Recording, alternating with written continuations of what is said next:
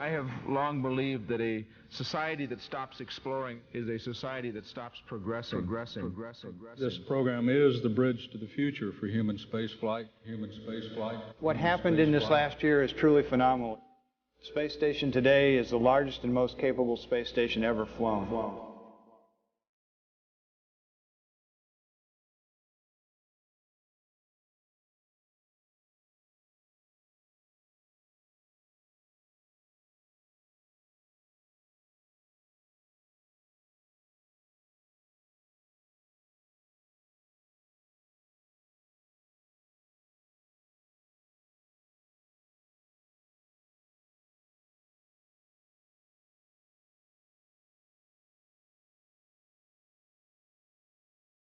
Liftoff of the Soyuz rocket, beginning the first expedition to the International Space Station and setting the stage for permanent human presence in space. Permanent human presence in space. Human presence in space. Presence in space. In space. In space.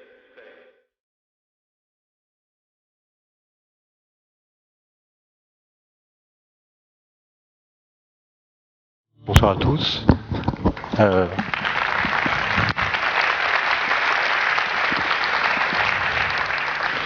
Bon, je suis ravi d'être à Florence. J'étais venu il y a quelques années, mais je vois que le festival a gagné en puissance. Il me semble que la scène est de plus en plus grande, c'est impressionnant.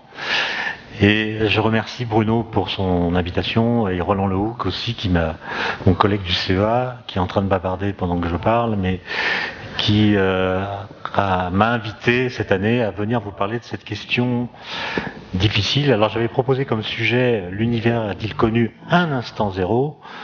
Et je me suis dit que s'il en avait connu un, il n'y en aurait eu qu'un seul, donc c'est l'instant zéro, donc j'ai changé le titre pour tenir compte de cette petite correction.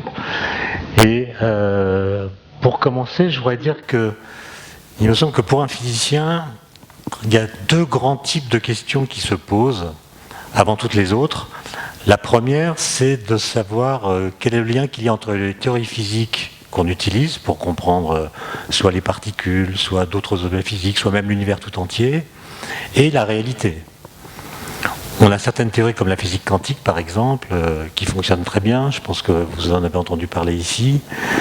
La physique quantique donne des prédictions pour des résultats d'expérience qui sont assez étonnantes, et 80 ans, ou disons 70 ans après son élaboration, on n'a encore jamais trouvé de contradiction entre un résultat expérimental et les prédictions à propos de ces résultats que la physique quantique pouvait proposer. Et donc il y a une sorte d'efficacité remarquable de la physique quantique, on pourrait dire la même chose de la théorie de la relativité. Et la question est de savoir si cette coïncidence entre les prédictions et les mesures tient du miracle, ou si c'est la preuve que cette physique-là entre en contact avec la réalité.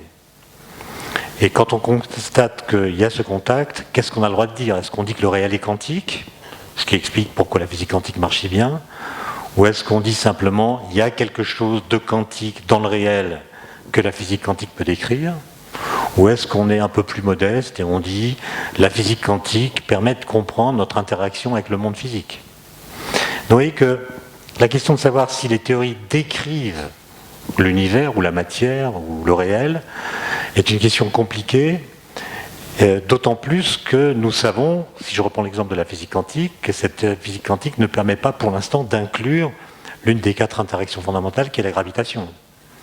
Donc en un sens, elle est incomplète au sens où elle ne permet aujourd'hui de décrire que 3 interactions fondamentales sur 4. Et donc la question est de savoir comment être sûr que les théories physiques que nous utilisons sont les bonnes. Est-ce que parfois il peut leur arriver de divaguer, c'est-à-dire de nous faire croire à propos de la réalité des choses qui ne sont pas dans la réalité? Et c'est une question compliquée, je l'ai dit, notamment par le fait que la physique est une science expérimentale, pas seulement expérimentale, mais elle doit être, pour ce qui est de ces théories, validée par des expériences. Et aujourd'hui, avec le CERN, le LHC, le collisionnaire de protons dont je pense vous avez entendu parler, on est capable de créer des collisions entre particules qui ont des énergies égales à l'énergie cinétique d'un moustique en vol. Ce qui est énorme par rapport aux densités d'énergie de la matière ordinaire, mais qui est très peu par rapport à l'énergie que les particules avaient dans l'univers primordial. Et donc expérimentalement, on est très loin de pouvoir tester certaines prédictions de théories qui sont à l'ébauche, comme la théorie des cordes par exemple, qui essaie de décrire les toutes premières phases de l'univers. Et donc, ça c'est la première question qui, je crois, occupe la majorité des physiciens, c'est de savoir comment tester nos théories, comment leur faire subir des tests qui permettent d'avoir confiance dans les principes, les équations, les concepts qu'elles utilisent. Mais il y a une deuxième question qui occupe moins de gens, mais qui est presque aussi importante à mes yeux, c'est la question du langage.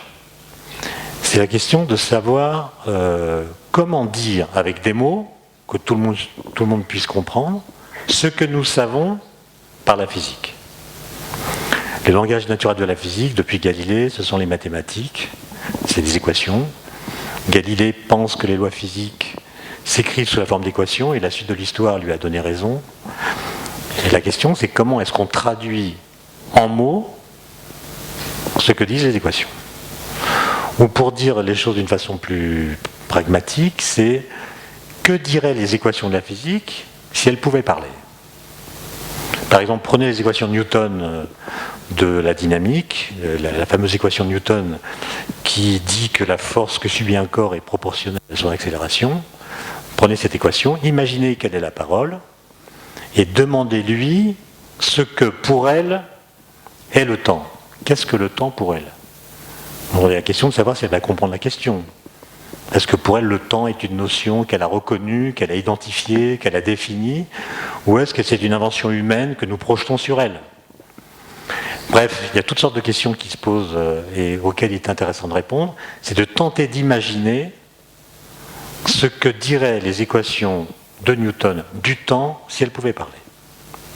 Et c'est un travail intéressant, non seulement parce qu'il permet de comprendre la physique, mais aussi parce qu'il a en quelque sorte des implications éthiques.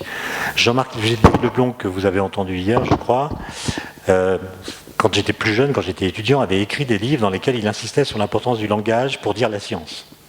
Avec l'idée que si nous disons mal ce que nous savons, dès lors que notre façon de dire les choses détermine en grande partie notre façon de les penser, si on les dit mal, il y a des chances qu'on les pense mal. Et par exemple, regardez l'espèce de résumé, l'espèce de vulgate par laquelle on résume le message principal de la théorie de la relativité restreinte, tel qu'on le trouve par exemple dans les livres de philosophie de classe terminale, ou dans d'autres ouvrages très nombreux. C'est toujours la même phrase, qui est la suivante. La théorie de la relativité d'Einstein énonce ou démontre que la vitesse d'écoulement du temps dépend de la vitesse de l'observateur dans l'espace.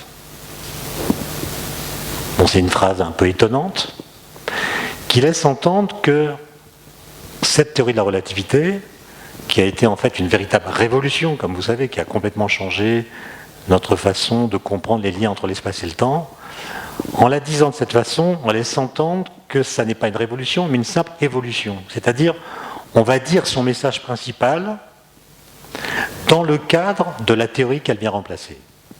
En l'occurrence, la physique classique, en faisant quelques accommodements, et en l'occurrence en introduisant l'idée de vitesse d'écoulement du temps, qui est une notion très bizarre. Parce que comme vous le savez, une vitesse, c'est une dérivée par rapport au temps. Donc dire que le temps a une vitesse, c'est dire qu'il change son rythme d'écoulement par rapport à son rythme d'écoulement. Ça devient une notion tautologique, peut-être absurde, en tout cas difficile à saisir. Donc déjà dire que la vitesse d'écoulement du temps dépend de la vitesse de l'observateur dans l'espace, c'est utiliser un concept qui est mal défini en reprenant les concepts newtoniens, en leur ajoutant cette notion de vitesse du temps qui n'existe pas chez Newton. Mais même si on arrivait à trouver un sens à cette expression vitesse d'écoulement du temps, la phrase en elle-même serait problématique, puisque si vous la lisez, et si vous imaginez l'expérience suivante, vous êtes dans cette pièce qui constitue un référentiel, vous avez votre montre et vous avez un livre à votre disposition. Vous allez chronométrer la durée qu'il vous faut passer à lire ce livre pour le lire complètement. Et vous allez trouver par exemple 2 heures à votre montre pour lire ce livre. Ensuite, vous imaginez qu'on vous donne l'occasion de partir dans une fusée à la moitié de la vitesse de la lumière dans l'espace. Évidemment, vous allez emporter un autre livre, vous allez emporter votre montre, et puisque l'énoncé que j'ai rappelé dit que la vitesse d'écoulement du temps dépend de la vitesse de l'observateur dans l'espace, puisque vous êtes en déplacement dans l'espace, si vous comprenez le français, vous en déduisez que la durée qu'il vous faudra dans la fusée pour lire votre livre sera différente des 2 heures qu'il vous avait fallu passer dans ce référentiel. Ça sera plus ou ça sera moins, on ne sait pas. En tout cas, ça ne sera pas 2 heures. Mais si vous faites l'expérience, vous verrez que c'est 2 heures. Autrement dit, la relativité d'Einstein reprend sur ce point la relativité de Galilée, qui disait « le mouvement est comme rien ». C'est-à-dire, quand vous êtes en mouvement, à condition que ce soit un mouvement d'un type particulier, tout se passe exactement comme si vous n'étiez pas en mouvement. Et Einstein, il reprend ce message. À savoir que quand vous êtes en déplacement dans l'espace, pour vous, pour votre temps propre, celui qui indique la montre que vous avez emportée avec vous, tout se passe comme si vous n'étiez pas en mouvement. Autrement dit, vous voyez que la phrase par laquelle on résume la relativité contredit la relativité. Et du coup, ça crée toutes sortes de malentendus, de confusion, etc. Et surtout, ça empêche de la comprendre. Et donc, c'est pour ça que cette deuxième question que j'évoque, qui est la question du langage, me semble être une question éthique. L'éthique, souvent, en science, on dit qu'elle apparaît au niveau des applications. Est-ce qu'il faut faire des centrales nucléaires, des bombes atomiques, des nanosciences, des OGM? Autrement dit, l'éthique, on l'envisage uniquement quand il s'agit de faire des choses à partir des connaissances que la science nous a permis d'obtenir. Mais, à mon avis, l'éthique, elle se pose en amont dans la façon de parler. Si on dit mal ce que disent les théories scientifiques, alors on peut avoir toutes sortes de problèmes qui apparaissent, qui viennent de ce que les scientifiques ou les autres font preuve d'une trop grande désinvolture langagière. Parfois, le souci d'être compris conduit à dire des choses qui sont fausses, mais qui sont compréhensibles. Et donc, l'objet de cette conférence, c'est de poser cette question du langage, non pas à propos de la relativité, mais à propos du Big Bang. C'est-à-dire, en 2013, est-ce que nous parlons comme il faut du Big Bang? Et ce que j'entends par comme il faut, c'est en tenant compte de ce que nous faisons aujourd'hui en cosmologie. Et donc c'est une conférence qui va porter sur la question de l'origine. L'origine de l'univers. Et il y a une première question qui se pose quand on s'intéresse à la question de l'origine, c'est celle-ci. Quel lien y a-t-il entre l'origine d'une chose et cette chose? Est-ce que l'origine d'une chose fait partie de la chose dont elle est l'origine? C'est une question très compliquée, mais on peut déjà regarder comment elle se pose en physique, en prenant un petit nombre d'exemples. Regardez comment sont formés les noyaux d'atomes. Vous savez, les noyaux d'atomes, ils sont formés de protons et de neutrons qui interagissent entre eux par le biais d'interactions nucléaires. Il y en a 2 types. Il y a aussi l'interaction électromagnétique pour les particules chargées. Et on sait très bien comment ces noyaux se sont formés au cours de l'histoire de l'univers. En fait, ce sont des protons et des neutrons qui étaient là, qui ont eu des collisions, ils ont interagi par le biais de ces forces, et petit à petit, ils ont fait des noyaux de plus en plus lourds, commençant par le deutérium, l'hélium, le beryllium, le lithium, etc., jusqu'à l'uranium, qui lui est formé dans des explosions d'étoiles massives. En fait, on peut dire aujourd'hui qu'on a compris l'origine des noyaux. Et comment est-ce qu'on décrit cette origine? Eh bien, en explicitant tous les processus nucléaires qui ont précédé l'apparition de tel ou tel noyau d'atomes et qui ont conduit à l'apparition de ce noyau.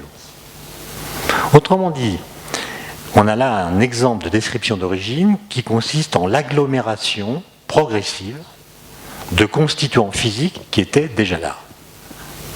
D'accord ? Donc l'origine de la chose, le noyau, en l'occurrence, fait partie de la chose, puisque les nucléons, protons et neutrons, sont dans le noyau, et on peut dire que dans ce cas, le mot origine, à rebours du sens commun, désigne la conclusion.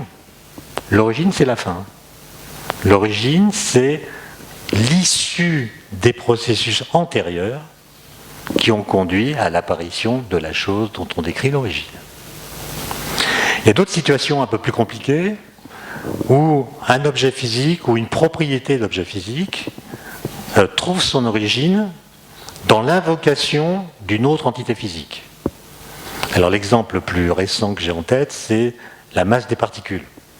La masse des particules élémentaires, électrons, neutrinos, quarks, etc., on a compris depuis quelques mois, c'est-à-dire depuis la découverte du boson de Higgs, que cette masse des particules élémentaires n'est pas une propriété intrinsèque des particules, mais elle résulte de l'interaction de particules sans masse avec le vide, qui n'est pas vide, puisqu'il contient ce qu'on appelle le champ de Higgs, qui est une entité physique avec laquelle les particules élémentaires interagissent, et c'est la force de cette interaction qui est à l'origine de leur masse.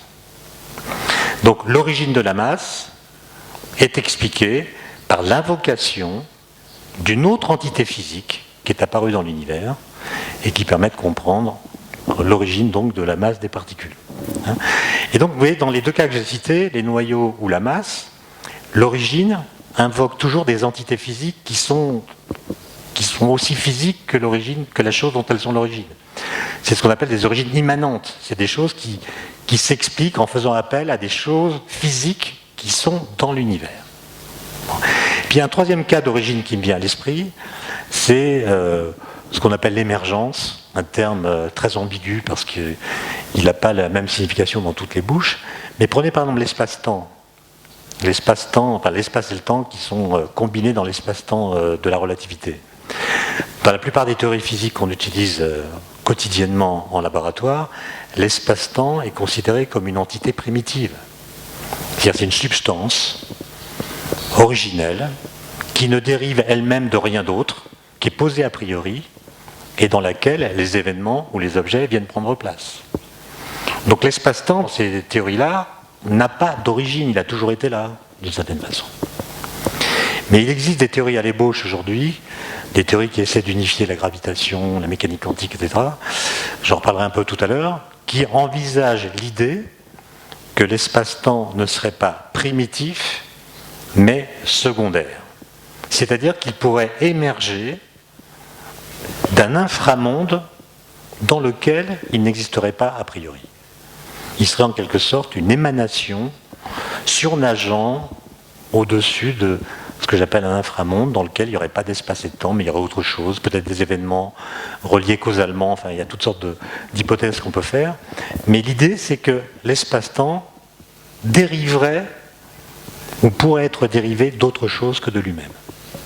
Et là encore, on a un exemple d'origine qui fait appel à des entités immanentes.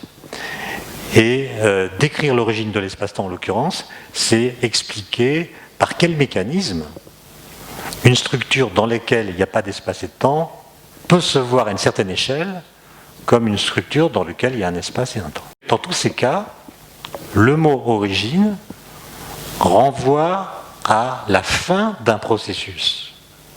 L'origine d'une chose s'explique en invoquant les processus qui l'ont précédée. Ce qui veut dire qu'en amont de l'origine, il a fallu qu'il y ait quelque chose qui se passe. Et vous voyez que là, on va tomber sur une difficulté, c'est que si le sujet, c'est non pas l'origine de telle ou telle chose dans l'univers, mais c'est l'origine de l'univers lui-même, ça veut dire que si on veut expliquer l'origine de l'univers, il faut dire de quoi il a été l'achèvement. Mais si l'origine de l'univers est l'achèvement de quelque chose qui a précédé l'origine de l'univers, c'est que ce que vous êtes en train de décrire, c'est plus l'origine de l'univers. Donc vous voyez que la façon qu'on a en physique de traiter l'origine des choses qui sont dans l'univers ne s'applique plus très facilement à la question de l'origine de l'univers lui-même. Bon. Donc ça, c'est une première difficulté qu'il faut avoir en tête. Si vous supposez qu'il y a eu quelque chose avant l'origine, eh bien, c'est que vous n'êtes pas en train de discuter de l'origine, mais de sa généalogie, de sa succession, de sa suite. Alors on peut s'aider en regardant dans le dictionnaire ce que signifie le mot origine. Et là, on voit que l'idée d'origine qui, dans l'idée qu'on en a, renvoie à celle de surgissement spontané, de création, etc. Quand on regarde dans le dictionnaire, le mot origine se mélange à d'autres concepts, genèse, commencement, filiation, généalogie, etc. Autrement dit, l'origine qui est censée être un événement brut se met à s'effilocher en processus, en histoire, en durée. Et donc ça embrouille encore plus les choses. Alors quand les choses s'embrouillent de cette façon, la tentation est grande d'aller regarder du côté des philosophes. Qu'est-ce que les philosophes disent de l'origine? Alors beaucoup de choses, je ne suis pas compétent pour tout vous dire, ni même tout comprendre, mais j'ai quand même compris que pour eux, il y a deux sortes d'origines radicalement différentes. Premier sens du mot origine, c'est la cause première. C'est une cause qui est chronologiquement antérieure à toutes les autres, qui est absolue, et qui est l'entité qui va être capable d'engendrer tout ce qui la suit, tout ce qui lui succède. Et en général, cette origine ne fait pas partie de la chose qu'elle engendre. Elle est donc, pour reprendre le vocabulaire philosophique, transcendante. Et puis il y a d'autres significations du mot origine qui renvoient plutôt à l'idée d'un fondement logiquement premier. C'est-à-dire, on a une entité immanente qui fait partie de l'univers, qui a la capacité de sortir d'elle-même, de s'excéder pour devenir autre chose qu'elle-même. Et donc d'engendrer telle ou telle entité qui nous intéresse. Et dans ce cas, l'origine, elle est immanente. Et vous regardez par exemple ce que disent de l'origine de l'univers les cosmogonies ancestrales, ou même la première cosmogonie scientifique, pseudo-scientifique, disons, qui est le Timée de Platon. Et bien dans tous les cas, on a affaire à des origines immanentes. C'est-à-dire, au début, on nous explique qu'il y a quelque chose. Dans le Timée de Platon, c'est la Kora, c'est-à-dire une matière informe. Et puis un démiurge qui va venir travailler la Kora pour qu'elle devienne l'univers tel que nous le connaissons. Et donc, dans ces cas-là, l'origine de l'univers est immanente et fait partie de l'univers. L'univers étant simplement le résultat d'une évolution qui a commencé à partir d'un déjà-là, qui est, je ne sais pas, un océan primordial, un demi-dieu, tout ce que vous voulez. C'est toujours quelque chose, c'est jamais rien. Maintenant, si vous regardez les cosmogonies correspondant aux trois monothéismes qui sont les nôtres, là, on n'est pas dans la même situation. L'origine est transcendante. C'est une entité, disons Dieu, qui a décidé de créer l'univers. Dans ce cas-là, l'origine est transcendante. Et ça relativise du coup l'univers, parce que Dieu, si c'est de lui qu'il s'agit, avait la possibilité de ne pas créer l'univers. Et donc si l'origine de l'univers que vous évoquez est transcendante, l'univers devient contingent. C'est-à-dire, il aurait pu ne pas être. Si Dieu avait décidé qu'il n'existe pas, il n'y aurait pas d'univers. Alors que dans les cosmogonies traditionnelles, il y a une sorte de nécessité qui fait passer de la chose qui est déjà là à l'univers tel que nous le connaissons. Donc, je me rends compte que c'est quand même un peu compliqué pour un dimanche après-midi de vacances. Mais je vais vous donner juste un exemple pour que vous compreniez la différence. On sort de la question de la cosmologie et on se pose la question qui a intéressé beaucoup les gens au XIXe siècle, notamment, c'est la question de l'origine du langage. Les gens se demandaient d'où vient le langage. Et il y avait deux façons de prendre la question, qui renvoient d'ailleurs aux deux exemples que j'ai cités à l'instant. Premier exemple, on va chercher la cause première, c'est-à-dire on va chercher la première langue.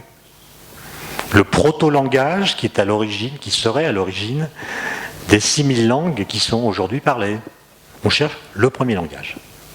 Bon.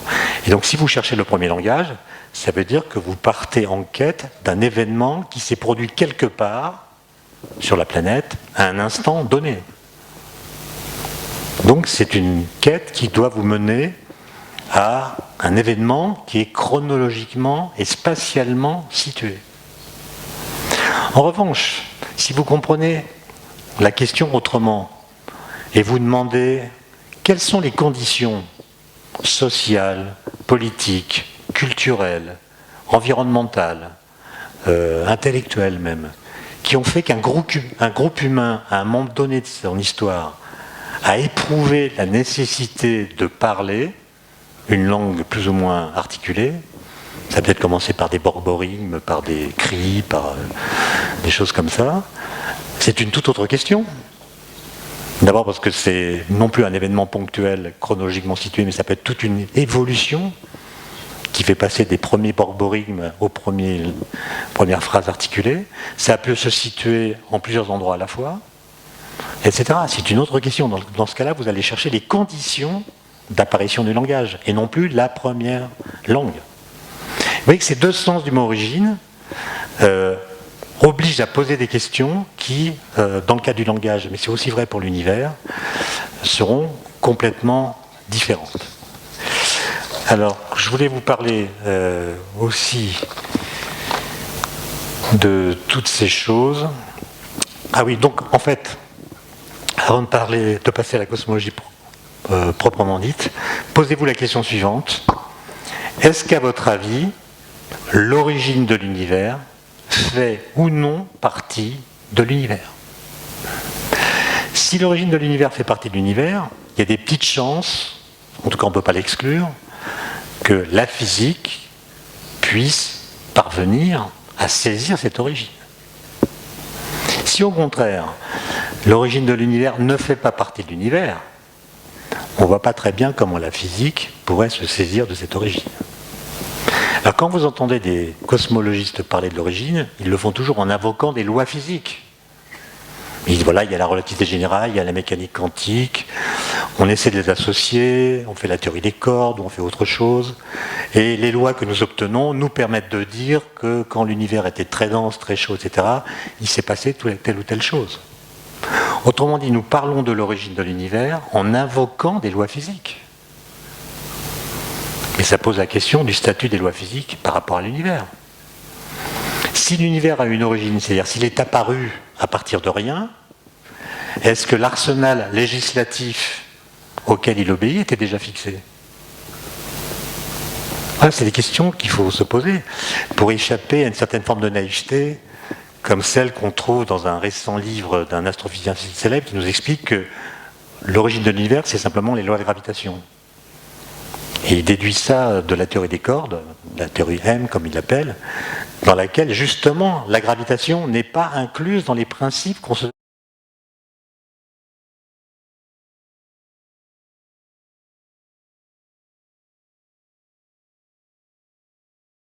gravitation, c'est Dieu. À ce moment-là, quand vous tombez des escaliers, sans le savoir, vous êtes en train de rendre une action de grâce. Donc c'est la question du statut des lois qu'on pose jamais. Est-ce que les lois sont immanentes ou transcendantes? Alors posez-vous la question d'une façon naïve. Imaginez que l'univers a une origine, c'est-à-dire dire que l'univers a une origine, ça veut dire que l'univers a été précédé par rien. Car il y a eu un moment où il n'y avait rien. Si vous me dites qu'au début il y avait ceci ou cela, soit ceci ou cela lui-même dérive d'autre chose, auquel cas c'est pas l'origine, soit il n'en dérive pas parce qu'il a toujours été là, et ça veut dire que l'univers n'a pas d'origine. Okay? Donc imaginons que l'univers a une origine, c'est-à-dire il a été précédé par rien, ce qui veut dire qu'à un moment donné sont apparus dans cet univers les premiers électrons, disons les deux premiers, et comme vous le savez parce que vous êtes allé à l'école, les électrons ayant la même charge électrique se repoussent. Et comment eux, les premiers, savent-ils qu'ils doivent se repousser? Et ils ne sont pas allés à l'école. Donc est-ce que c'est une loi qui est encodée dans leur structure? Est-ce qu'elle est encodée dans l'univers? Est-ce qu'ils l'ont apprise par cœur? Est-ce qu'ils obéissent à des ordres? Ou bien est-ce que dans une ébauche de démocratie participative, il négocie avec l'univers, en disant voilà, on a des charges négatives tous les deux, qu'est-ce que tu voudrais qu'on fasse? On se repousse? D'accord, mais comment? En 1 sur R2, en 1 sur R3? Vous riez, mais la vérité, c'est que personne ne sait répondre à ces questions. C'est-à-dire, personne ne sait dire si les lois sont dans le monde ou hors du monde. Si elles sont hors du monde, il faut savoir comment elles parviennent à s'expliquer dans le monde. Et si elles sont dans le monde, il faut comprendre comment elles sont apparues dans le monde. Donc vous voyez, c'est des questions très compliquées qu'on pose rarement, comme si la question de l'origine était une question qu'on peut aborder naïvement, comme ça. Donc, je fais un peu d'histoire là, c'est une histoire que je pense vous connaissez, mais dans beaucoup de livres, j'ai lu que on racontait qu'il a fallu attendre le XXe siècle pour comprendre que l'univers a une histoire. Et ça, c'est une phrase qui m'a toujours choqué. D'abord parce que toutes les cosmogonies racontent une histoire. D'autre part, il y a toutes sortes de gens avant le XXe siècle qui ont écrit des livres sur l'histoire de l'univers. Par exemple Buffon, par exemple Laplace, par exemple Emmanuel Kant, qui a écrit un livre dont le titre était, je vais vous le trouver, c'est un titre un peu compliqué, Histoire générale de la nature et théorie du ciel. C'est un livre dans lequel Kant, c'est son premier livre, explique comment le système solaire a pu se former à partir d'une nébuleuse sous l'effet de la gravitation. Et pour des raisons d'adaptation à ce qu'on observe, il ajoute une force de répulsion qui vient compenser la gravitation et qui lui permet d'expliquer assez précisément la formation du système solaire. Et il dit, l'univers a une histoire. Et au XIXe siècle, quand on invente cette nouvelle physique qui s'appelle la thermodynamique, il y a toutes sortes de physiciens qui appliquent la thermodynamique à l'univers lui-même. Et qui disent on va vers une mort thermique, etc., ce qui a d'ailleurs semé une certaine panique à l'époque. Et donc il y a toutes sortes de gens, avant le XXe siècle, qui ont expliqué que l'univers a une histoire. Donc j'ai jamais compris pourquoi on a cette insistance à dire que c'est le XXe siècle qui a permis de découvrir ce fait. Alors la vérité, et c'est ce qui donne en partie raison à ces livres, c'est que lorsqu'un physicien du XXe siècle dit l'univers a une histoire, il ne dit pas exactement la même chose que ce que dit un physicien du XIXe siècle qui prononce la même phrase. Et d'où vient la différence? Elle vient d'Einstein, qui est là. Einstein, en 1915, publie un petit nombre d'articles proposant une nouvelle théorie de la gravitation, qui s'appelle la théorie de la relativité générale. Je pense que tout le monde ici en a entendu parler, et certains d'entre vous sont même très compétents. Je ne vais donc pas dire ce qu'il y a dans cette théorie, simplement rappeler que c'est un cadre formel qui permet pour la première fois de considérer l'univers physique comme un objet physique. Alors qu'autrefois, l'univers, c'était l'enveloppe contenant tous les objets physiques. De sorte que quand on disait l'univers a une histoire, on voulait dire que ce sont les objets qui sont dans l'univers qui ont une histoire. Simplement, Einstein, lui, propose un formalisme dans lequel on peut attribuer à l'univers des propriétés globales, qui sont les siennes, et qui ne sont pas réductibles à des propriétés locales, comme la courbure généralisée. L'univers a des propriétés physiques qui lui sont propres, par définition. Donc il devient un objet physique. C'est la première fois qu'on a ça. Et c'est là qu'apparaît ce qu'on appelle la cosmologie scientifique. Et quand on parle de l'univers physique, la cosmologie scientifique, ce n'est pas une théorie qui peut tout décrire. Il y a toutes sortes de choses qui n'intéressent pas les cosmologues, et heureusement, par exemple, les lois juridiques, la psychologie, tout ça, ça ne les intéresse pas, parce que la physique s'intéresse à très peu de choses parmi toutes celles qui sont dans l'univers. Mais là, on a un outil théorique qui permet de se saisir de l'univers comme d'un objet. Et d'ailleurs, les philosophes vont avoir beaucoup de mal à accepter ça. Lisez Bachelard, lisez Paul Valéry, tous les autres. Ils disent l'univers ne peut pas être considéré comme un objet physique puisque on ne peut pas le contempler depuis l'extérieur de lui-même. Et donc c'est un objet qui ne se donne jamais en tant qu'objet. Et d'ailleurs, il y a une très belle formule de Bachelard qui dit, avec ce monsieur Einstein, vous savez, à l'époque, il y avait des modèles d'univers, celui de De Sitter, celui d'Eddington, celui d'Einstein. Bachelard dit, avec ce monsieur Einstein, l'univers est en train de devenir un brevet d'ingénieur. On peut bricoler sa cosmologie dans son coin. Donc ça, c'est la première étape théorique qui est fondamentale. En 1927, l'abélomètre qui est là-haut avec ses lunettes, à partir des équations d'Einstein, montre qu'il est possible que l'univers soit en expansion. Et il montre que si l'univers est en expansion, alors son contenu doit être en évolution. Donc il montre que le contenant et le contenu sont en partie liés en quelque sorte, et que l'expansion de l'univers, si elle existe, doit entraîner avec elle une évolution du contenu de l'univers. Et un peu plus tard, 3 ans plus tard, en 1930, il va inventer le concept d'atome primitif, qu'on peut considérer comme un lointain ancêtre du Big Bang, c'est-à-dire l'idée que toute la matière de l'univers vient de la désintégration d'un gigantesque noyau formé de protons et de neutrons qui se dispersent dans un espace en expansion. Alexander Friedman, lui, avait écrit un livre très mathématique qui s'appelle « L'univers comme espace et temps », dans lequel il montre, un peu comme le maître, avec des arguments mathématiques semblables, que l'univers pourrait être en expansion, et il découvre que si c'est le cas, alors on peut tomber sur ce qu'il appelle une singularité, c'est-à-dire une singularité, un point correspondant à un univers de dimension nulle, de densité infinie, auquel on peut associer un instant zéro. Vous voyez qu'on se rapproche du titre de la conférence.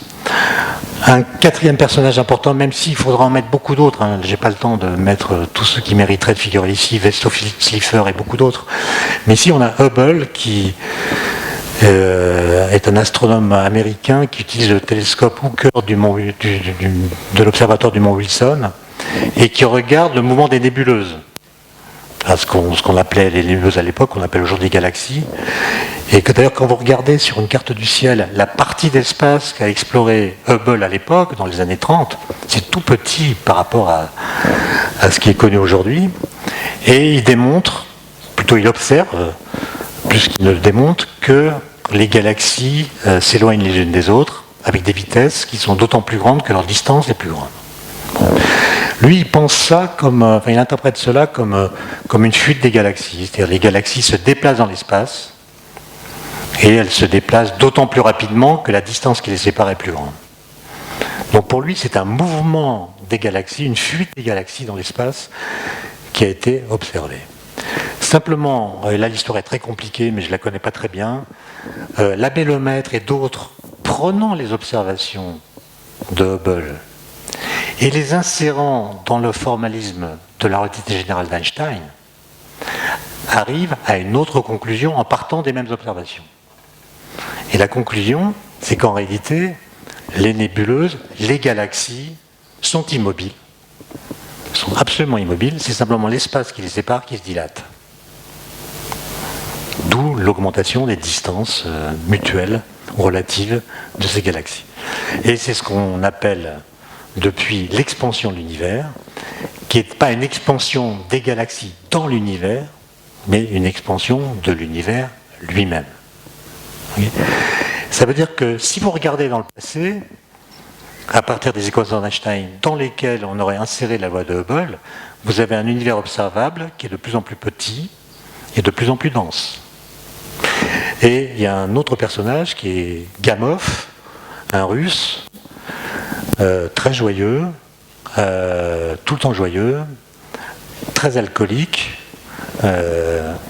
Ses dernières paroles ont été finalement « mon foie paie l'addition ». Un type absolument génial qui aurait mérité le prix Nobel 4 ou 5 fois, mais qui a fait beaucoup trop de canulars dans sa vie pour que le jury Nobel s'intéresse à lui.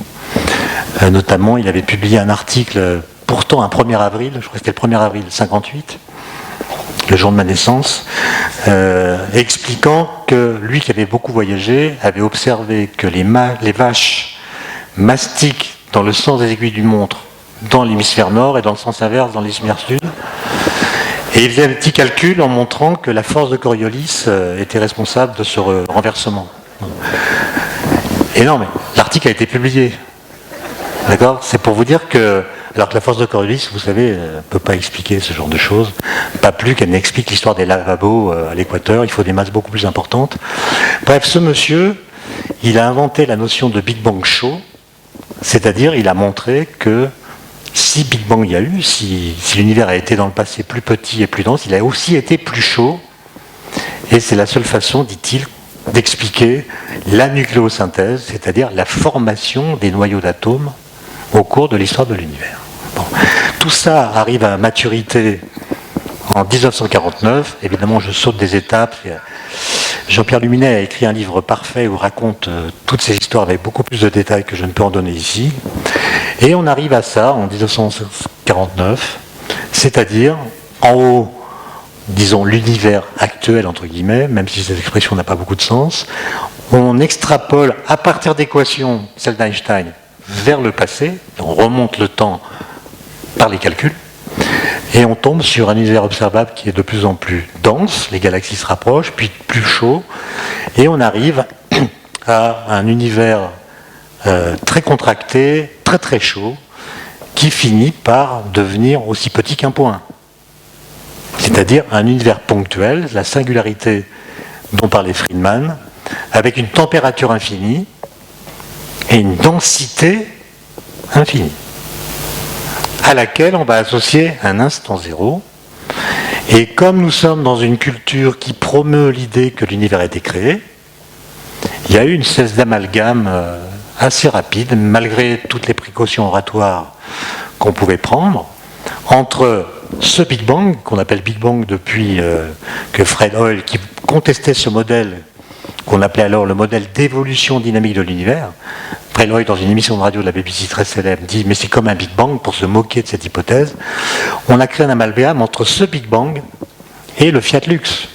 C'est-à-dire, on a dit, le Big Bang, c'est l'explosion originelle qui a créé tout ce qui existe, l'espace, le temps, la matière, l'énergie, le rayonnement, etc. Et évidemment, ça a soulevé toutes sortes de questions métaphysiques intéressantes. Qu'est-ce qu'il y avait avant le Big Bang? Qu'est-ce qui a fait office d'allumette cosmique? Dieu dans tout ça, etc. Et on a créé ainsi une zone de concurrence, même de conflit, entre la science et la religion. Vous vous souvenez ce dialogue qu'il y a eu entre Stephen Hawking et Jean-Paul II en je ne sais plus quelle année, 92 au Vatican, qui se termine de la façon suivante. Jean-Paul II dit à Stephen Hawking, « Monsieur l'astrophysicien, nous sommes bien d'accord, ce qu'il y a après le Big Bang, c'est pour vous, ce qu'il y a avant, c'est pour nous. » C'est-à-dire, en gros, les physiciens s'occupent de l'immanence et les autres, les religieuses, s'occupent de la transcendance. Okay. Alors, ce questionnement, évidemment, il est très intéressant. Il ne s'agit pas du tout de l'interrompre. D'ailleurs, il continue aujourd'hui. On parle du Big Bang en ces termes, en 2013. La question est de savoir si cette façon de présenter le Big Bang rend ou non justice aux équations qui sont les nôtres aujourd'hui. Autrement dit, que diraient les équations de la cosmologie aujourd'hui du Big Bang si on pouvait les interroger? Parce que ce qu'on vient de dire là, c'est ce que disaient les équations de la cosmologie en 1950. Mais entre 1950 et 2013, il s'est passé exactement 63 ans, pendant lesquels les astrophysiciens n'ont pas chômé. Et ce que je voudrais vous montrer, c'est que cette façon de parler du Big Bang, elle est dépassée, et qu'il serait temps de passer à autre chose. Alors pourquoi elle est dépassée? C'est très simple à comprendre. Je veux dire, même si on n'est pas physicien, on peut comprendre pourquoi cette façon de dire ne fonctionne pas. J'ai montré que, ou j'ai même dit que toute cette extrapolation, elle vient à partir de l'utilisation des équations d'Einstein, de sa théorie de la gravitation, la relativité générale, qui, comme son nom l'indique, ne décrit que la gravitation. Alors vous savez, je l'ai dit d'ailleurs, dans l'univers, il y a 3 autres forces. Il y a les forces électromagnétiques, il y a les forces nucléaires de 2 types, les forces nucléaires faibles, qui sont par exemple responsables de la désintégration du neutron, et les forces nucléaires fortes, responsables par exemple de la très forte cohésion des noyaux d'atomes. Bon, ces forces ne sont pas dans la relativité générale. Donc quand vous descendez en remontant le temps, vous avez un univers de plus en plus chaud. Arrive un moment, quand vous remontez dans le passé, où les structures composites ne peuvent plus demeurer liées, donc vous avez affaire à des particules élémentaires, furieusement agitées. Et ces particules élémentaires, elles subissent toutes les forces. La gravitation, les interactions nucléaires, etc. Autrement dit, si vous voulez décrire ce qui s'est passé dans la phase, disons, jaune-orange de mon schéma, vous devez décrire en même temps l'action des 4 interactions. Ce que ne fait pas la relativité générale. Et donc il y a un moment en deçà duquel vos calculs demeurent mathématiquement justes et physiquement faux. Physiquement faux parce qu'ils ne décrivent pas ce que vivent les particules dans cet univers. Donc vous pouvez faire des calculs mathématiques, ils sont faux. Ok ? Alors, quel est le moment en deçà duquel les calculs classiques deviennent faux? C'est un moment qu'on appelle le mur de Planck, ou l'aire de Planck. C'est une situation qu'on peut situer tout de suite au-dessus de la singularité, correspondant à une énergie énorme, c'est l'énergie d'un TGV pour une seule particule. L'énergie de Planck, c'est l'énergie d'un TGV en circulation portée par une seule particule élémentaire. Okay. Une dimension très petite, une durée très courte, c'est 3 nombres qui caractérisent ce mur de Planck. Okay. Ce mur de Planck, l'énergie que je viens de citer est tellement élevée qu'on n'y a pas accès expérimentalement. Je vous ai dit tout à l'heure, au LHC, on fait des collisions de protons qui ont l'énergie d'un moustique. Entre un moustique et un TGV, il y a quelques ordres de grandeur. Donc expérimentalement, nous sommes très loin de pouvoir reproduire en laboratoire les conditions physiques qui étaient celles du mur de Planck. Donc l'honnêteté intellectuelle, ce serait de dire la cosmologie contemporaine est capable de raconter l'histoire de l'univers depuis, disons, les conditions physiques du LHC, ou si on est plus optimiste, depuis le mur de Planck jusqu'à aujourd'hui. Et cette histoire a duré 13,7-8 milliards d'années. Mais le mur de Planck, ce n'est pas l'origine de l'univers. C'est le moment en deçà duquel nos équations entrent en collision avec les unes avec les autres. Parce que ce que j'ai oublié de vous dire, c'est que les 3 autres interactions, faibles, nucléaire forte et électromagnétique, sont décrites par un autre formalisme qui s'appelle la physique quantique. Plus exactement, c'est ce qu'on appelle les théories de jauge en physique quantique. Ça constitue le modèle standard de la physique des particules, qui marche très bien. D'ailleurs, le CERN, à son grand désespoir, ne cesse pas de démontrer que le modèle standard n'a pas de défaut aux énergies qu'on peut tester. Et ce modèle standard ne décrit pas la gravitation, qui au niveau des particules est une force parfaitement négligeable. Et donc, si on veut escalader le mur de Planck et décrire l'univers primordial, il faut unifier, synthétiser ou dépasser, comme vous voudrez, la physique quantique et la relativité générale. Pas d'autre solution. La question, c'est comment faire. Il y a déjà une contradiction dans les espaces-temps. L'espace-temps de la relativité générale, c'est un espace-temps qui est lui-même un objet physique. Il est souple, dynamique, il se déforme au gré des constituants qu'il habite, etc. Alors que l'espace-temps du modèle standard de la physique des particules, de la physique quantique, c'est un espace-temps rigide. C'est l'espace-temps de Minkowski de la relativité restreinte. Donc l'espace-temps de ces 2 théories n'est pas le même. Si vous voulez aller en amont du mur de Planck, vous prenez quel espace-temps? Vous faites comment? Ça fait 40 ans que les gens cherchent, il y a énormément de pistes qui sont décrites. Par exemple, il y a des gens qui ont constaté qu'on ne pouvait pas unifier la relativité générale et la mécanique quantique dans un espace-temps à 4 dimensions.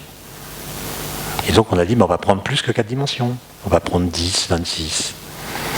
Et ça a donné, c'est une longue histoire là aussi, mais ça va donner la théorie des supercordes. L'idée de la théorie des supercordes, c'est que si vous pouviez regarder une particule élémentaire au microscope, avec un super microscope, vous verriez que cette particule, c'est une corde, soit avec 2 extrémités différentes, soit une corde fermée, c'est-à-dire une boucle.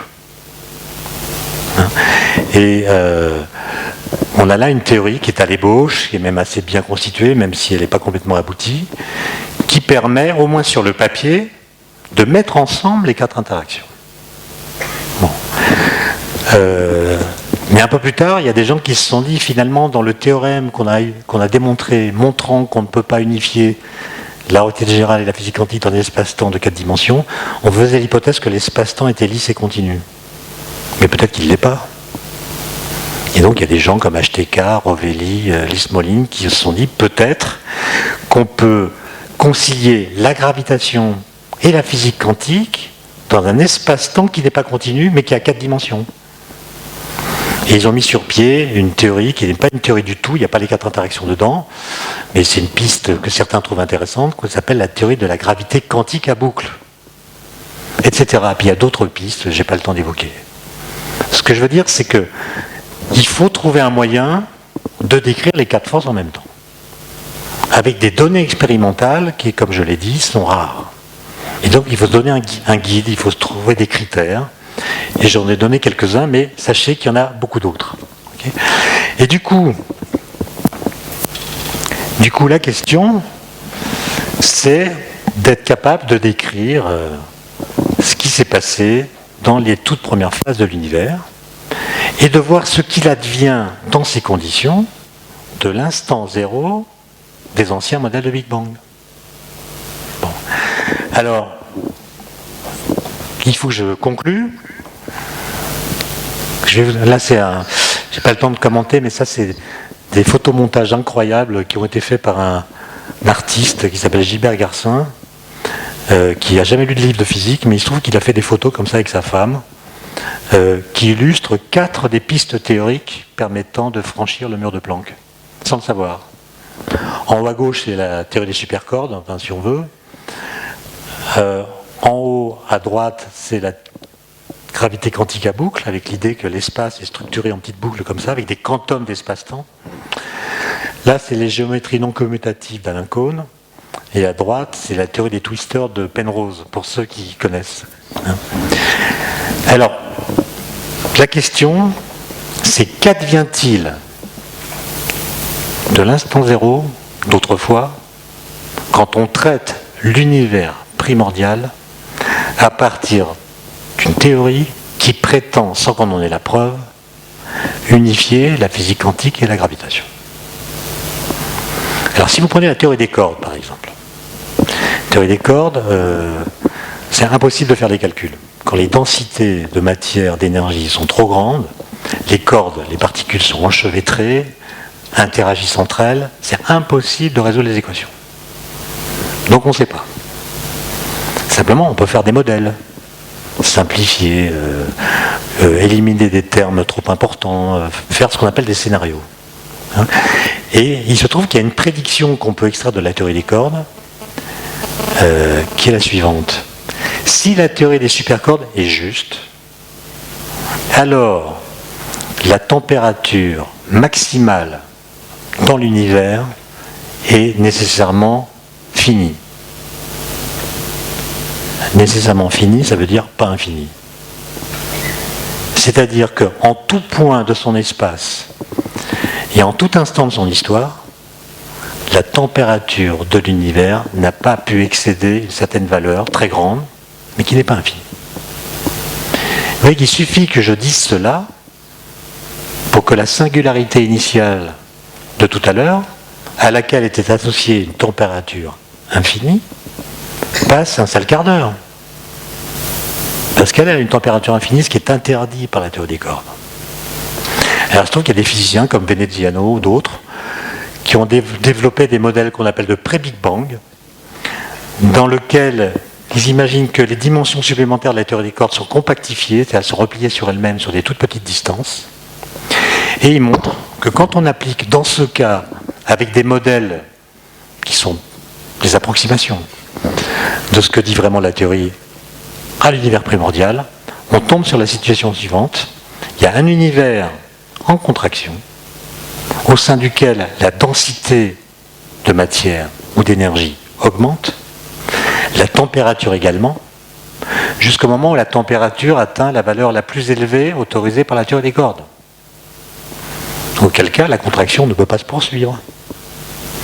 Et avant même que la taille de l'univers s'annule, l'univers rebondit sur lui-même et devient l'univers en expansion que nous connaissons.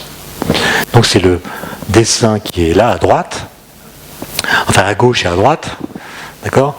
Et dans ce cas-là, ce qu'on appelait le Big Bang autrefois n'est plus du tout une singularité, c'est une transition entre un univers d'avant et l'univers actuel. Et vous voyez que dans ce cadre-là, la question de savoir ce qu'il y avait avant le Big Bang est une question de physique, pas une question métaphysique. Et vous notez au passage que l'origine a disparu. L'univers n'est pas précédé par rien. En quelque sorte, il est précédé par lui-même. Par un autre univers, disons, peut-être avec d'autres lois, on ne sait pas, mais en tout cas, il y a quelque chose, il n'y a pas rien. Ok ? Alors, évidemment, vous avez des physiciens qui vont contester ça en disant vos dimensions supplémentaires repliées sur elles-mêmes, c'est quand même de la métaphysique. Donc, nous, on n'y croit pas. On pense que les dimensions supplémentaires, elles sont infinies. Très bien. Et ils développent ce qu'on appelle la cosmologie branaire. C'est-à-dire l'idée que notre univers à 4 dimensions, c'est une brane, c'est-à-dire un drapeau qui flotte dans un espace-temps à 10 dimensions, par exemple, au sein duquel flottent d'autres branes, qui sont d'autres univers, en quelque sorte. Et dans ces modèles-là, qu'on appelle les modèles ekpyrotiques, ce qu'on appelle le Big Bang, c'est simplement une collision entre deux branes. Parce que ce que je ne vous ai pas dit, c'est que entre les branes, il y a ce qu'on appelle le vide quantique. Le vide quantique agit comme un ressort. D'accord ? Donc les branes peuvent s'attirer, entrer en collision, se fuir, se réattirer, etc. Et vu depuis une brane, une collision entre la brane dans laquelle on est et une autre brane s'interprète pour un observateur de la brane comme le Big Bang. Et là, vous avez un Big Bang qui n'est plus l'origine. C'est le moment d'une collision entre la brane dans laquelle vous êtes avec une autre brane. Ça veut dire qu'avant ce Big Bang, il y avait déjà des branes, etc. Il y avait toutes sortes de choses. Donc ça n'est pas l'origine que vous décrivez. Etc. etc. Alors, ce qui est marrant aussi, c'est que si vous prenez maintenant... Alors, je vous ai dit, la théorie des cordes, on ne sait pas si c'est la bonne théorie ou pas. Donc, vous pourriez me dire, mais vos conclusions s'appuyant sur l'hypothèse que la théorie des cordes est la bonne théorie, si elle est fausse, vos conclusions tombent. Ce qui est vrai. Et donc, il faut regarder les conclusions auxquelles arrivent les autres pistes théoriques. Par exemple, je ne vais pas citer tous les exemples, mais je vais prendre par exemple le cas de la gravité quantique à boucle, qui dit que l'espace-temps est discrétisé, qu'il ne peut pas y avoir de volume quelconque. Un volume est nécessairement un multiple entier d'un volume élémentaire. Il y a des atomes d'espace-temps. Et ces atomes d'espace-temps, qui sont donc des petits volumes, les plus petits qui puissent exister, ces petits volumes, ils ne peuvent pas contenir une énergie infinie. C'est un peu comme une éponge avec de l'eau. Une éponge peut absorber de l'eau, mais quand l'éponge est pleine d'eau, elle ne peut plus en absorber. Et donc si de l'eau nouvelle arrive, elle va être repoussée par l'éponge. Et bien si vous prenez un atome d'espace-temps qui a déjà son énergie maximale, si de l'énergie supplémentaire arrive, il va la repousser. Et il se trouve que quand vous appliquez cette théorie à l'univers primordial, ben c'est un peu la même histoire que pour la théorie des cordes. Il y a un univers qui rebondit sur lui-même quand les atomes d'espace-temps qu'il contient ne peuvent plus absorber davantage d'énergie. Auquel cas, il y a une répulsion qui fait rebondir l'univers sur lui-même. Et là encore, l'origine, je ne dis pas qu'elle disparaît, je dis qu'elle est déplacée. Autrement dit, que vous preniez n'importe quelle piste théorique susceptible a priori, sans qu'on sache laquelle est la plus adaptée, d'escalader le mur de Planck, vous faites disparaître, ou en tout cas vous décalez la singularité initiale. Au point que vous ne pouvez même plus garantir qu'il y a eu une singularité. La conclusion, c'est que aujourd'hui, Nous n'avons pas la preuve scientifique que l'univers a une origine, et nous n'avons pas non plus la preuve scientifique qu'il n'en a pas eu. Autrement dit, la question « l'univers a-t-il eu ou non une origine ?» est une question ouverte. Et donc, ce n'est pas la peine de s'étriper autour de l'origine. À condition, évidemment, de prendre le mot « origine » dans son sens radical. Ce que j'appelle le sens radical, c'est l'origine, c'est le passage de l'absence de toute chose à l'apparition d'une première chose. C'est ça l'origine. Si vous me dites que l'origine c'est quelque chose, j'insiste là-dessus, vous ne décrivez pas l'origine. Puisque soit je vous demande d'où vient cette chose qui était à l'origine, soit vous me dites d'où elle vient, et à ce moment-là, elle n'est pas l'origine. C'est une cuisse de Jupiter qui sort elle-même d'une autre cuisse, qui sort elle-même d'une autre cuisse. Ou bien, où est-ce que j'en étais vous cherchez une cause première qui n'est pas elle-même l'effet d'une autre cause. Et à ce moment-là, c'est une transcendance à laquelle vous êtes libre de croire, mais dont vous ne pouvez pas démontrer l'existence d'un point de vue scientifique. Voilà, il est temps que je m'arrête. Merci pour votre...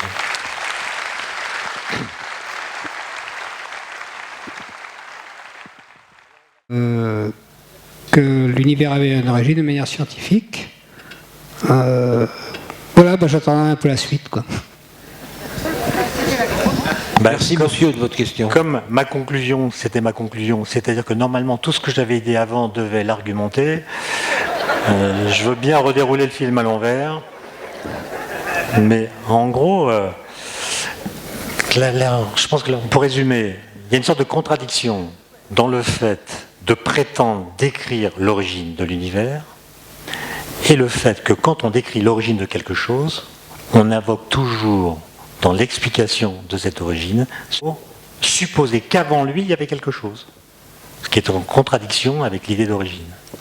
Alors on peut très bien imaginer, moi je suis là pour simplement montrer qu'on parle du Big Bang d'une façon qui ne me semble pas rendre justice à ce que nous savons, c'est tout. Maintenant, ce n'est pas à moi de vous dire ce qu'il faut croire. Simplement, admettons qu'un jour, on arrive à démontrer scientifiquement, ne me demandez pas comment, j'en suis incapable, que l'univers a eu vraiment une origine. C'est-à-dire, il a été précédé par du néant.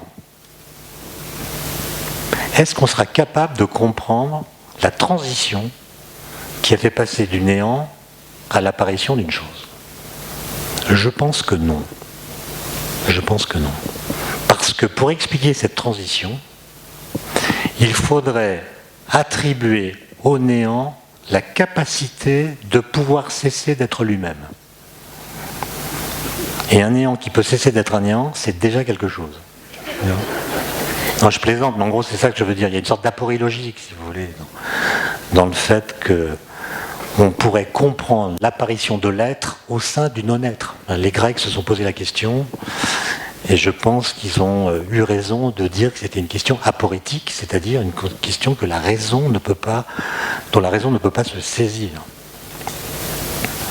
D'autre part, le néant lui-même est un impensable. Bergson disait le néant est une idée destructrice d'elle-même, au sens où vous ne pouvez penser le néant que si vous n'y pensez pas. Alors, si vous pensez le néant, vous dites qu'est-ce que c'est que le néant, vous essayez de vous le représenter, vous allez en faire quelque chose qu'il ne peut pas être. Vous allez lui donner des propriétés, vous allez l'assimiler au vide, au rien, etc., en lui attribuant une ontologie qu'il ne peut pas avoir. Penser le rien, ça n'est jamais penser à rien. Donc quand vous pensez le néant, vous pensez toujours quelque chose en contradiction avec l'idée même de néant. Donc je pense qu'on ne pourra pas sortir de ces difficultés, de sorte que si origine de l'univers, au sens radical du terme, j'insiste, il y a eu, elle relève non pas de l'énigme ou du problème, elle relève du mystère. Parce que s'il n'y a pas eu d'origine, c'est aussi compliqué. C'est-à-dire que s'il n'y a pas eu d'origine, ça veut dire que le temps est là et s'étire depuis une infinité pas une durée infinie, et une durée infinie, c'est aussi difficile à concevoir. Est-ce que vous pourriez éventuellement commenter la question suivante? On a parlé d'origine de l'univers, avec un L apostrophe. Que serait votre discours, vos conclusions concernant les théories de multivers à travers des fluctuations quantiques ou des processus les multivers, c'est encore pire. Parce que l'idée de multivers, c'est en gros, il y a plusieurs origines au multivers, enfin, d'origine théorique. La plus commune, c'est celle qui consiste à dire qu'on a inventé l'inflation comme processus permettant d'expliquer l'homogénéité et la courbure nulle de l'univers à grande échelle. Et quand on couple ça avec la théorie des cordes, on aboutit à ces multivers qui seraient des univers ayant des lois physiques différentes, des constantes fondamentales différentes, qui pourraient surgir de fluctuations du vide quantique. Et donc nous, on serait dans un univers particulier, en même temps que d'autres seraient en train de disparaître, d'autres d'apparaître, une succession d'univers bulles. Et là, il n'y a plus du tout d'origine. Il y a des origines partielles d'un univers particulier dans ce magma, mais il n'y a pas l'origine du tout de la totalité. Donc à ce moment-là, l'univers devient un élément du multivers, si vous voulez. Et comprendre l'origine d'un univers particulier, c'est comme comprendre l'origine du carbone dans notre univers. Ou l'origine des langages dont vous aviez parlé au début. Voilà. Alors, Mathieu Lauvernier, l'expansion de l'univers est-elle coûteuse en énergie? Et de quel type d'énergie? Ou est-ce une propriété intrinsèque à l'univers? On va demander à des cosmologistes qui sont dans la salle. Disons, le moteur de l'accélération-expansion, on lui a donné un nom, mais ça ne veut pas dire qu'on l'a identifié. Enfin, baptiser un problème, c'est pas la même chose que le résoudre. Donc on peut dire que c'est l'énergie noire, mais on ne sait pas ce que c'est. Donc on lui a donné un nom. Mais est-ce que c'est un champ scalaire? Est-ce que c'est la constante cosmologique? Est-ce que c'est le vide quantique? Est-ce que c'est de la quintessence? Il y a toutes sortes de débats dont vous entendrez parler, je pense, cette semaine. Donc la question du moteur de l'expansion, je pense, mais il faudra demander à mes collègues astrophysiciens, je pense qu'elle est ouverte. Y a-t-il un cosmologiste dans la salle? C'est pour une urgence. Hein. Ah non, on est embêté. Bon, d'autres questions? Oui, je voulais vous demander, est-ce qu'il ne faut pas chercher l'origine dans le fait que le temps, finalement, on n'a peut-être pas saisi exactement ce qu'était le temps, et donc peut-être que l'origine de l'univers viendrait du fait qu'on n'a pas saisi ce que c'est vraiment que le temps, puisque c'est la seule notion qui peut être infinie. Ce qui est vrai, c'est qu'on n'a pas bien identifié la nature du temps. D'ailleurs, c'est une des raisons de la difficulté à escalader le mur de Planck. Ce qui est intéressant dans les débats des cosmologistes aujourd'hui, c'est qu'ils reprennent les termes d'une discussion qui a déjà eu lieu il y a plusieurs siècles entre Newton et Leibniz. En gros, Newton dit l'espace-temps est substantiel. C'est-à-dire c'est une substance, l'espace et le temps, aujourd'hui l'espace-temps, c'est une substance particulière qui existe de façon primitive et au sein de laquelle viennent prendre place les objets physiques. Donc si vous demandez à Newton qu'est-ce qui existe dans l'univers, en mettant la question de Dieu de côté, il répond l'espace, le temps, les objets. Mais Leibniz s'est opposé à cette idée en disant que l'espace et le temps newtonien étaient des métaconstructions, c'est-à-dire des dispositifs que la théorie présentait, mais auxquels l'expérience n'avait pas accès. Et donc lui disait, je reprends ça dans un vocabulaire disons plus moderne, lui parlait des monades, etc. Mais il disait, il n'existe dans l'univers que les objets physiques, dont nous, êtres humains, disons les relations de succession et de contiguïté en termes d'espace et de temps.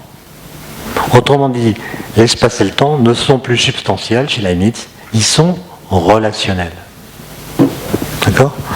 Eh bien, la théorie des cordes, elle est substantialiste. Elle prend un espace-temps substantiel avec 10 dimensions, mais c'est quand même un espace-temps qui est donné a priori. Alors que la gravité quantique à boucle, elle est relationnelle. Laquelle a raison? Est-ce que l'espace-temps est une émanation, comme je le disais tout à l'heure, qui surnage au-dessus d'un inframonde qui ne les contient pas?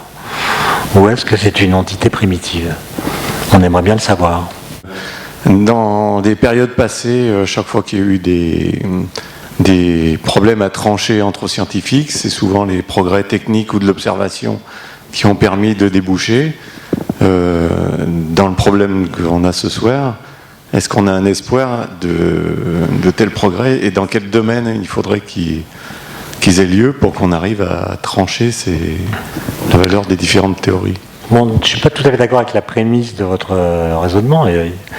Quand il y a eu le même type de conflit entre la mécanique et l'électromagnétisme à la fin du XIXe siècle, et on a tranché le débat non pas en faisant des progrès techniques, mais en mettant sous le nez d'Einstein des brevets électromagnétiques pour synchroniser les horloges. Et c'est là qu'il a vu qu'il y avait un problème avec l'interprétation de l'électromagnétisme.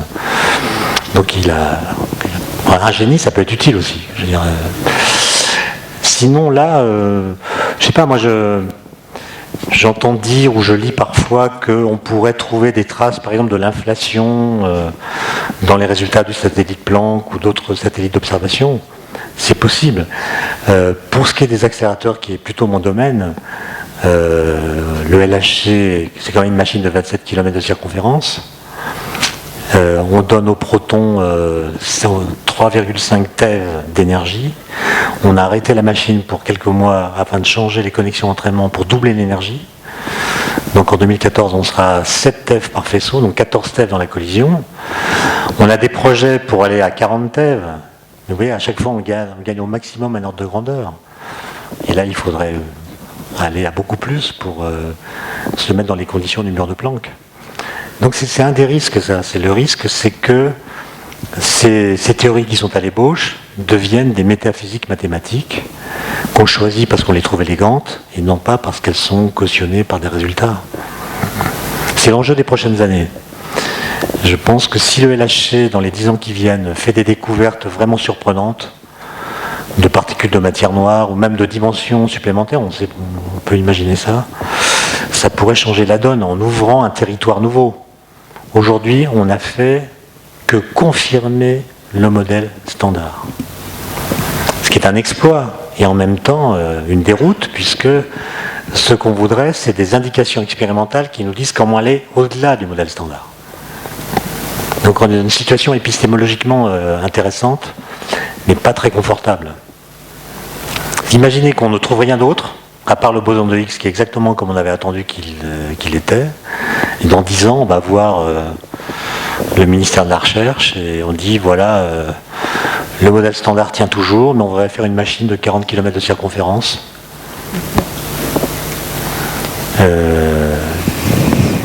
Ils vont nous dire que c'est difficile d'accélérer des particules en période de décroissance. Bonsoir. Donc, par rapport dans la théorie des cordes, vous disiez qu'il y avait une notion de rebond avec un univers en expansion.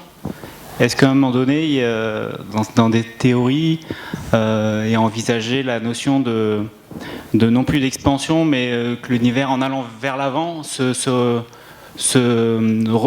recontracte en fait? Moi, j'ai l'impression qu'on peut tout imaginer, même si le fait qu'il y ait de l'énergie noire, c'est-à-dire une accélération de l'expansion, si elle se maintient, en tout cas, conduit à une dilution infinie, sans recontraction. Mais vous voyez, c'est des calculs qui sont intéressants, mais il ne faut pas les prendre trop au sérieux non plus, puisque, comme je vous l'ai dit, on fait des hypothèses dans ces modèles, on coupe des termes. Et le fait qu'on les coupe empêche d'extrapoler aussi loin qu'on voudrait. Donc c'est simplement une modification du statut qu'on accorde au Big Bang qui ressort de ces calculs, mais il ne faut pas les porter trop loin puisqu'ils correspondent à des approximations. Et encore une fois, la question que vous posez, je pense qu'il faut prendre les problèmes dans l'ordre. Les problèmes qu'il y a à résoudre maintenant, c'est le problème de l'accélération de l'expansion. Est-ce qu'il y a vraiment un champ qui est responsable de cela?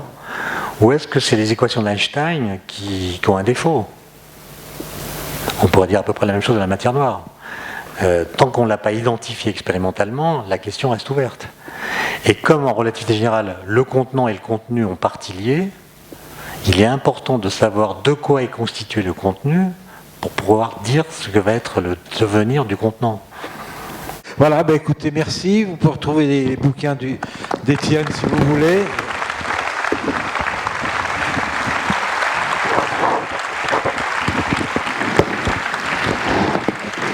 society that stops exploring is a society that stops progressing. This program is the bridge to the future for humanity.